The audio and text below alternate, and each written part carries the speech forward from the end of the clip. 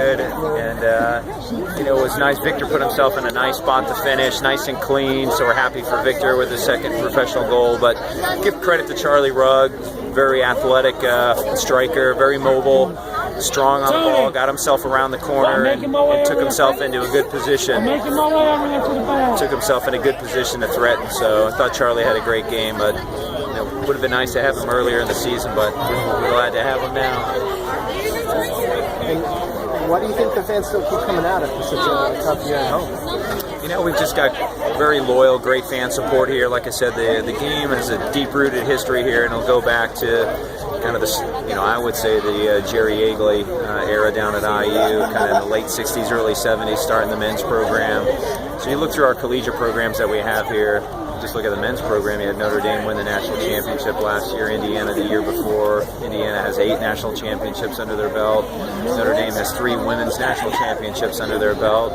Very, very big club, youth and club travel programs here, and just a great sports town. So teams, fans really support their teams here, whether it's the Pacers or the Colts, and we seem to have ingrained ourselves as that next big major league sport here in the city of Indianapolis. So just got great fan support, and they've been here through thick and thin all season long, and weathered the growth of this team. So it's not easy. It's a first-year franchise, but showing how we're finishing at the end of the season has been very positive for the the coaching staff and the players themselves. You take the New York game, this game, and then obviously San Antonio next weekend.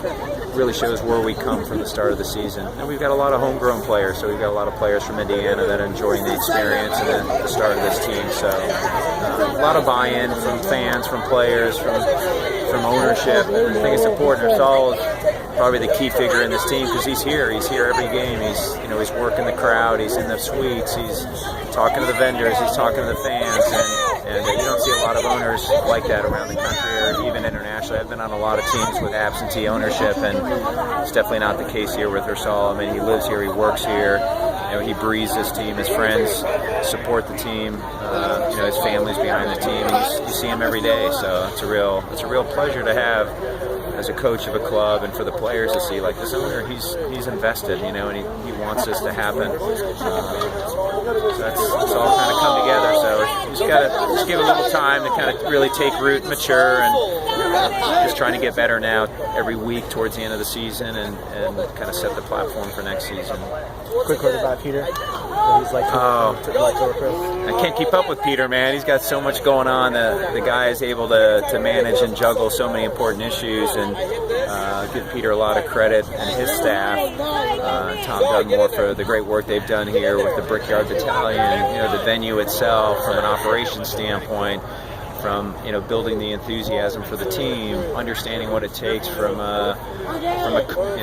coaches that we need in the team to make us competitive, getting the right players into the team. So Peter has a lot of vast experience in a lot of different areas. So he's helped us get to this point a lot quicker than maybe somebody else without those experiences. So we thank him for that. And again, it's just real organic kind of passion for this team and wanting to see it grow and do well. And Peter's been great. It's been great to work with, and he's built the atmosphere and the energy in and around this team, and instrumental in the brand, designing the brand, and bringing all the interested parties together. So it's been a lot of fun. We've learned a lot this year, building this team and starting this team, and Peter's been a focal point of that. Thanks for your time, and congrats. Hey, thanks, appreciate it. Thanks, Coach, guys. what did you tell the guys in the locker room tonight before you came out? You know what? We got to this point in the season, and especially after the New York game, we kind of knew, good things were just around the corner with the way the guys were preparing for New York, the way they play, the way they executed the game plan. We really didn't have much to say other than this is your opportunity against, arguably the best team in the league to kind of put your stamp on what it means to be an Indy 11 player and come out here and compete and use this evening as an opportunity for you to. We're going to have to work for it. We're going to have to earn it, and don't take this opportunity seriously because we only have a couple left. But we don't really have much to say. These guys are self-motivating at this point. So we just kind of had to give them a little bit of information on Minnesota and just make sure the mentality and the focus was right from the very beginning.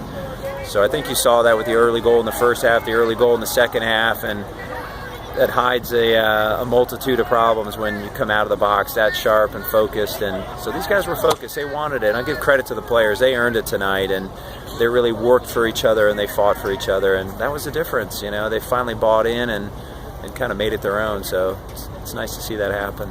Excellent. Yeah. Congratulations. Thanks, guys. Sure. Thank you. If I could just find my son out here. Oh, you haven't found him yet. Can we get a picture real quick, though? You think he'll survive just like 5 minutes more, 2 minutes, 2 seconds more? I think you just hit the middle of the thing. Absolutely. Absolutely. Great night.